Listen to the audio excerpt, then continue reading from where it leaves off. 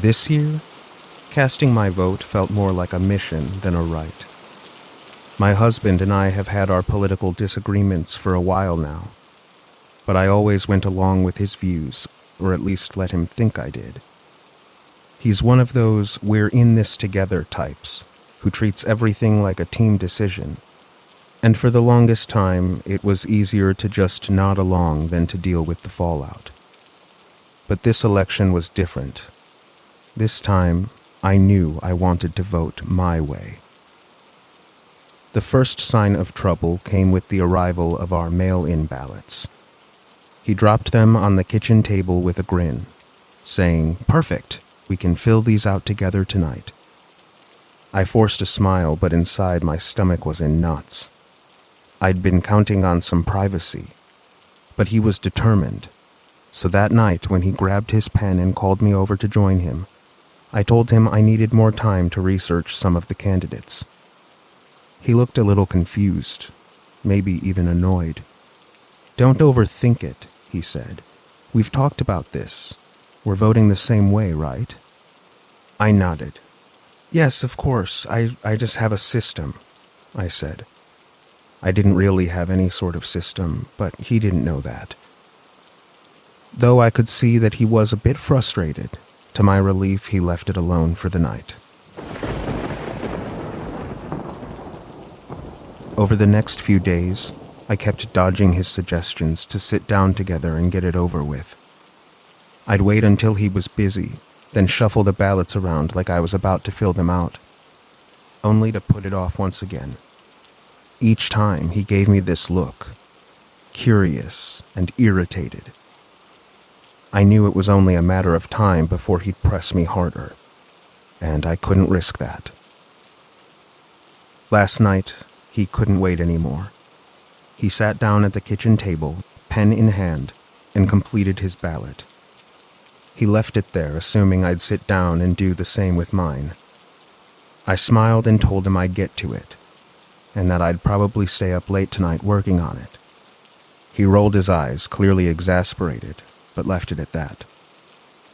This morning, after he left for work, I finally had a chance, and I filled out my ballot. Then I took both his and mine and tucked them into my purse.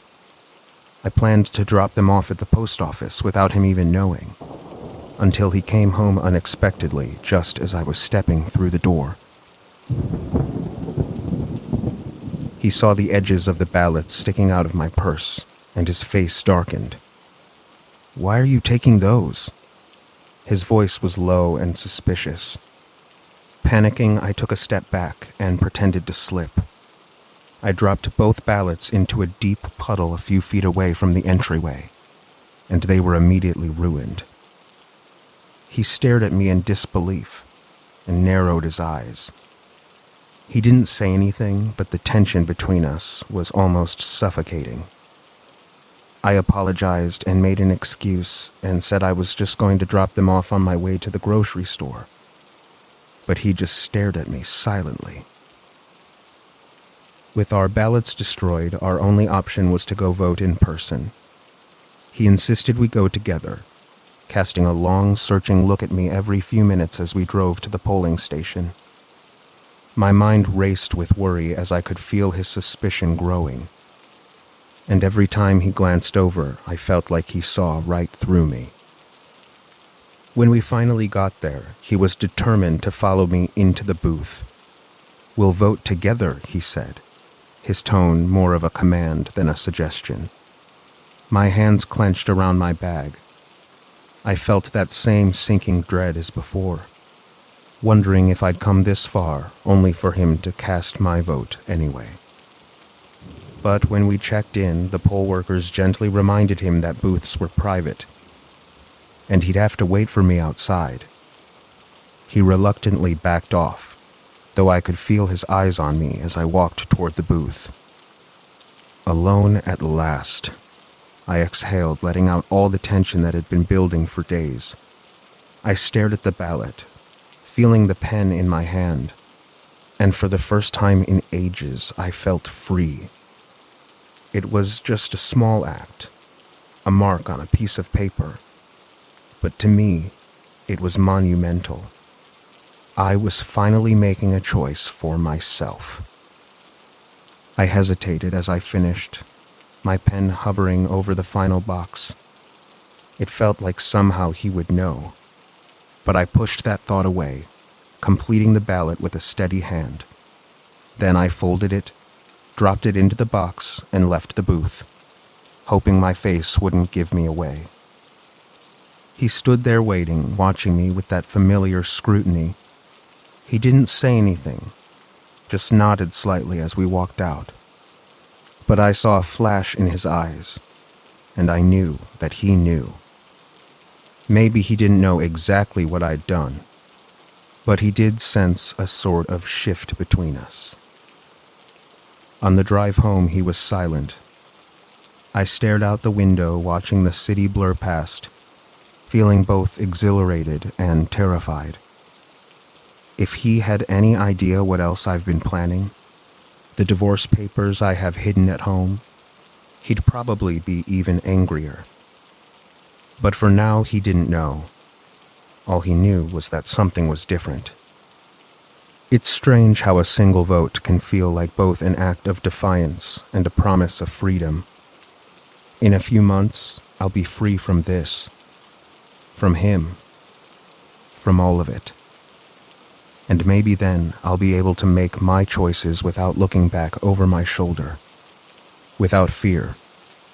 But until then, I'll keep moving forward, one quiet act of rebellion at a time.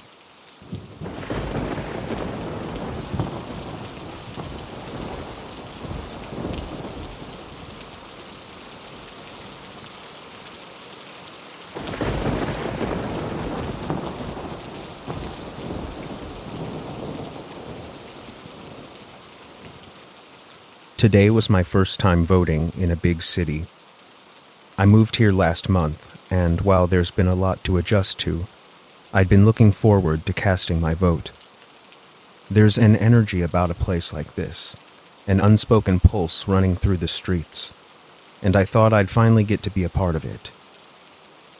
I'd planned every detail, the bus schedule, the route to the polling station, even where to grab a coffee afterwards. The street was strangely empty, even for the early hour. The usual hum of the city was dampened.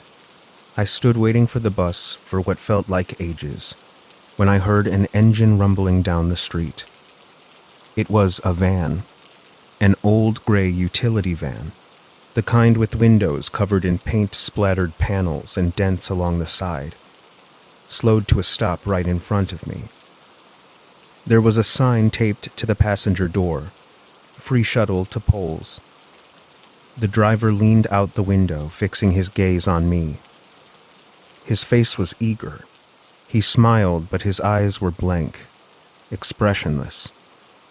Something inside me told to stay put and just keep waiting for the bus. But I could feel him staring at me, waiting for me to climb in. And it took everything in me to force a polite but firm shake of my head no. For a moment, he just sat there, the engine idling. I couldn't look away. Finally, he gave a slight nod, his mouth stretching into a thin, tight smile, and he drove off down the street. As he disappeared around the corner, I exhaled, realizing I'd been holding my breath. As I stood there, I began to wonder if I had just turned down an easy ride to the polls. A young guy joined me at the bus stop, rummaging through his wallet as he walked up. He looked up and we made eye contact, and I saw he was holding a voter registration card. I felt a small bit of comfort from the presence of another person. A few minutes passed and the low rumble of that engine returned. The same gray van rounded the corner and pulled up once more. The sign was still hanging in the window, flapping slightly in the breeze, and the driver didn't say a word. He just rolled down the window and stared at us, his eyes unblinking, looking at me first and then shifting his eyes to the guy next to me. We both just sat there at the bus stop, unsure what to do. I was hoping he'd stay and wait for the bus with me, but the young man stood up from the bench, and looked at me as if he expected me to get up too and join him in getting into the van. I just shook my head no and smiled, and he waved, opened the van door, and got inside. The van pulled away, the driver's eyes meeting mine one last time in the side mirror before they disappeared down the street. The minutes were dragging by. I was checking the time on my phone repeatedly, growing more anxious with every tick. When the bus finally arrived, I boarded quickly, finding a spot near the front, and kept my eyes glued to the road, wondering if we'd come upon the van on our way. But there was no sign of it as we approached the polling place. The station was lovely, full of people and volunteers moving around, the sound of conversation filling the space. After casting my vote, I glanced around, looking for the young man who'd gotten into the van. I scanned the crowd, looking for any sign of him, but he was nowhere to be found. Trying to sound casual, I approached one of the poll workers, a friendly woman with a badge and clipboard.